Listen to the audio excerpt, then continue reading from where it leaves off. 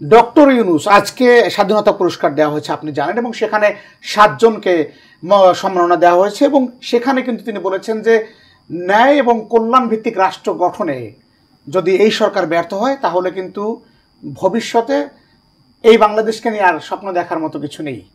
এই যে ত্যাগ 24 বা 71-এ যে বীর মুক্তিযোদ্ধাদের শ্রদ্ধায় বড় স্মরণ করে তিনি এই কথাগুলো বলেছেন। তো সেই ক্ষেত্রে আপনি যেমনটি বলছেন, তাহলে একজন ব্যক্তি, অন্যদিকে যদি ছাত্রদের কথা বলি যারা নতুন সংগঠন করেছেন, তাদের জনপ্রিয়তাও কিন্তু আমরা দেখছি যে যেহেতু 100টি গাড়ি নিয়ে তারা মহড়া দিচ্ছে, জনপ্রিয়তা কিন্তু তাদের মানে কমছে না, বরং আমরা ফেসবুক স্ট্যাটাসে তখন 1 লাখ লাইক কমেন্ট পড়লে এখন 2 লাখ 2.5 লাখ লাইক কমেন্টস পড়ছে।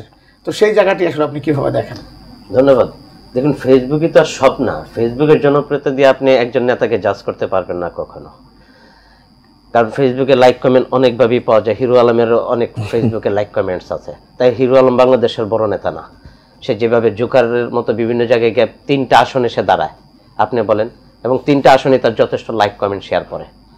এখন দেখেন, ডক্টর ইউনূসের কাছে প্রত্যাশা মানুষের বেশি ছিল, ছাত্রদের কাছে প্রত্যাশা মানুষের বেশি ছিল। ছাত্ররা বলছে নতুন বন্দোবস্ত তাদের রাজনৈতিক।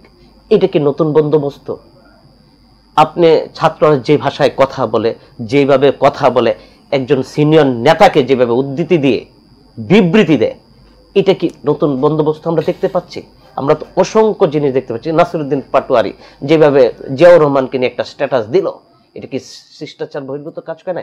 আজকে সেনাবাহিনীকে আপনার ম্যাচুরিটির অভাব মনে করেন, পরে আবার উইথড্র করে নিয়ে আপনারা ম্যাচুরিটির অভাব হয়। তুমি রাষ্ট্র ক্ষমতা আসতে চাও কিভাবে? এখনই তুমি নিজেকে তৈরি করো না। এখনই রাষ্ট্র ক্ষমতার স্বপ্ন কিভাবে দেখছো?